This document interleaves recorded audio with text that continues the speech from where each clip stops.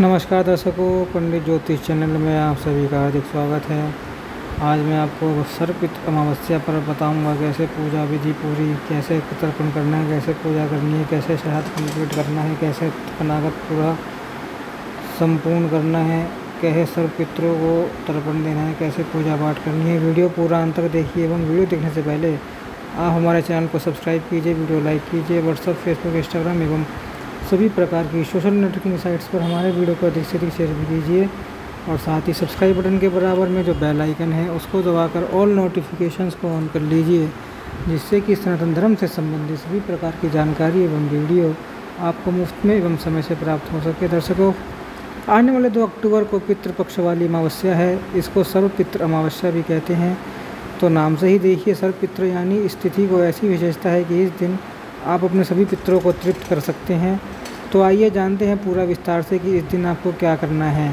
पूरे श्राद्ध पक्ष में यदि आपको अपने पितरों की पुण्यतिथि नहीं पता हो तो आप अमावस्या के दिन उनको श्राद्ध या तर्पण कर सकते हैं। इस सर्व पितृ अमावस्या को ऐसी विशेष महिमा है, इससे आप सभी को तृप्त कर सकते हैं। अब पितरों की बात चली ही है तो आइए जानते हैं थोड़ी और गहराई से। जो लोग इस चैनल से जुड़े हैं उनसे मैं हर बार कहता रहता हूँ कि अमावस्या आ रही है, अमावस्या पर आप गीता जी के 7वें अध्याय का पाठ करना, पितरों के लिए तृप्ति के लिए जल देना, उसके अंदर काला तिल और कुशा आदि डाल के, लेकिन हर अमावस्या पर ही क्यों, देखिए साथ में 14 स्तोत्र भी पढ़ना है और सुनना है वो भी चैनल में मैंने डाल रखा है कि ये दोनों क्यों करने हैं। देखिए, शास्त्रों में अमावस्या तिथि पितरों को समर्पित है।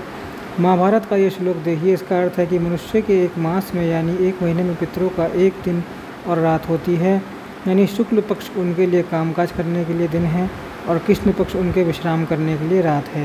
यानी हमारा 1 महीना पितृलोक का 1 दिन होता है। जी हाँ, अमावस्या से पूर्णिमा तक पितरों का दिन का समय होता है और पूर्णिमा से अमावस्या तक पितरों की रात्रि होती है। मनुस्मृति और विष्णु पुराण आदि ग्रंथों में भी इसका उल्लेख आता है। जब एक एग्जाम्पल के तौर पर हम समझते हैं, जैसे सुबह होता है तो आप नाश्ता करते हैं, वैसे ही पितरों को हर अमावस्या पर तर्पण करना चाहिए, जिससे वे तृप्त और संतुष्ट होते हैं। भाषा में मैं समझें कि यदि अमावस्या पर आप अपने पितरों के लिए तर्पण आदि कर्म करते हैं तो उनको आप सुबह सुबह ही तृप्त कर देते हैं, जिससे पितरों का आशीर्वाद एवं अनुकंपा उस सदग्रस्त पर सदैव बनी रहती है। फिर उसके घर में लक्ष्मी धन धान्य उत्तरोत्तर बढ़ती ही रहती है।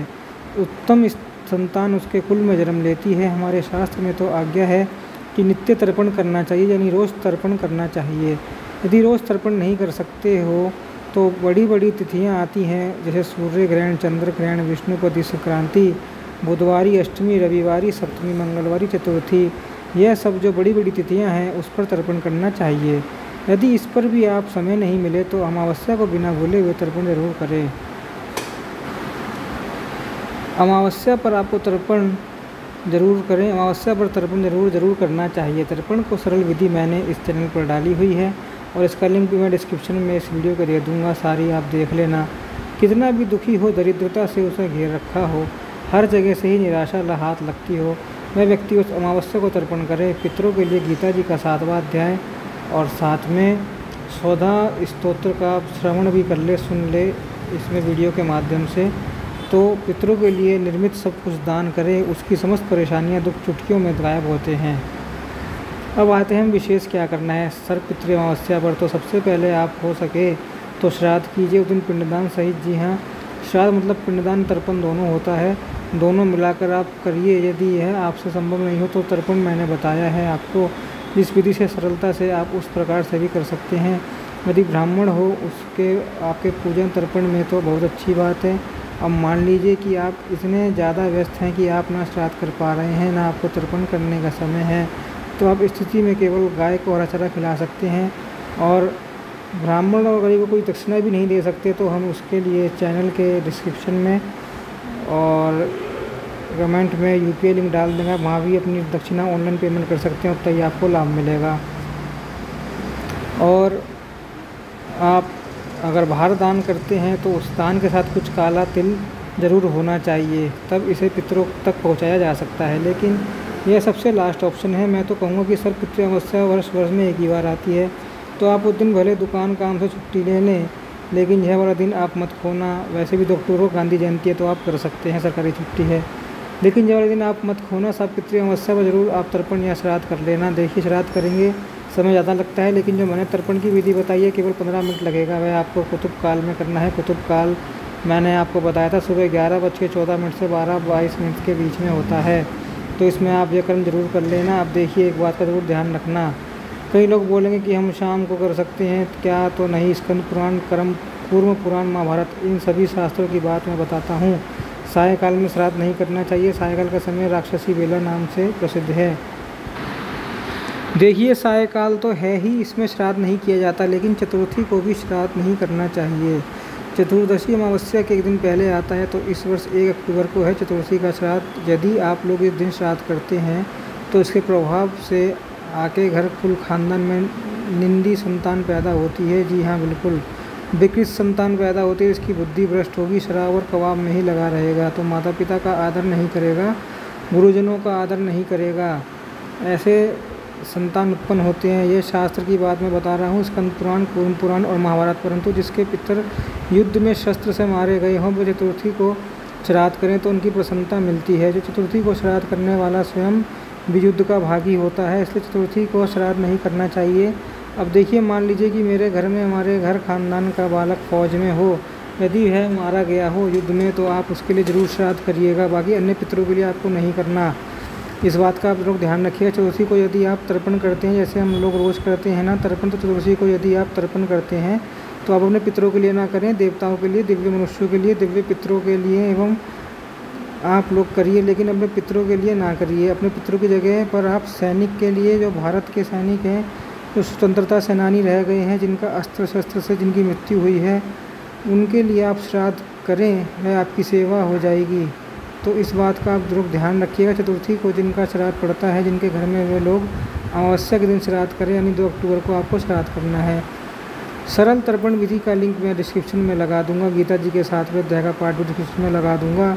14 स्तोत्र का पाठ भी एवं सब प्रकार की और भी जो इम्पोर्टेंट लिंक है डिस्क्रिप्शन में लगा दूंगा, आप देख लेना, आपको मिल जाएगा। अब आगे हम लोग सुने कि और क्या करना है। स्कंद पुराण में श्लोक के अनुसार जो व्यक्ति अमावस्या को दूसरे का अन्न खाता है, उसका महीने भर का पुण्य उस अन्न के स्वामी यानी अन्नदाता को मिल जाता है। देखिए माता पिता का घर हो, ससुराल हो, मामा का घर हो यानी ननिहाल हो, अपने भाई बहन का घर हो, तो इस पर आप भोजन कर सकते हैं, खा सकते हैं। दूसरे का घर नहीं माना जाता। विष्णु पुराण के अनुसार इस दिन फूल पत्ते भूलकर भी नहीं तोड़ने चाहिए, इससे ब्रह्म हत्या का पाप लगता है। लेकिन एक बात और है, पितरों को तुलसी जी बड़ी प्रिय है, इसलिए तर्पण में तुलसी जी डाली जाती है।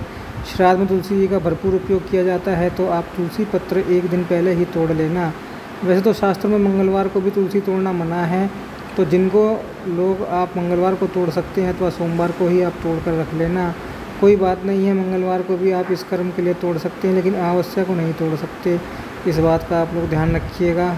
अब मान लीजिए कि ये वीडियो आप लोग लेट देखें अथवा तो आप भूल गए तोड़ना, तो अमावस्या के दिन कैसे तुलसी पत्र मिले हमें? तो कहीं भी चढ़ाई हुई तुलसी पत्र हो, ना किसी भी मंदिर में, या तो आपने पूजा स्थान में अपनी तुलसी जी चढ़ा रखी हो, तो उस तुलसी को आप लोग उपयोग बिल्कुल निश्चित होकर कर सकते हैं। धोके अथवा तो गमले के आसपास जहाँ तुलसी जी लगी हो, गिरा हुआ सूखा पत्ता भी आप तुलसी जी का उपयोग कर सकते हैं। इस बात का ध्यान रखिएगा। और आपातकालीन स्थिति की मैं बात बताऊँ आपको, तो तुलसी की माला यदि आपके पास हो, गौरी माला पहनी हुई नहीं हो, आप उसको भी तर्पण के पात्र में डालकर आपातकालीन स्थिति में उपयोग कर सकते हैं।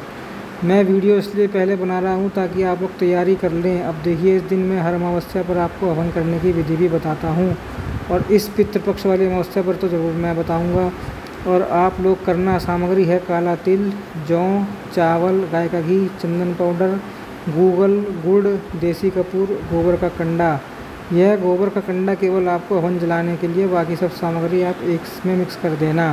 गोबर का कंडा जला लेना किसी बर्तन में, और यह जो मिश्रण मैंने बताया है इससे आप आहुतियाँ दे रहे हैं। आहुतियों के लिए मंत्र देख लीजिएगा, ये 5 मंत्र हैं। एक एक मंत्र को आपको 111 आहुति देनी है। इन 5 मंत्रों की जो शॉर्ट वीडियो है उसका भी लिंक मैं डिस्क्रिप्शन में डाल दूँगा, आप देख लेना।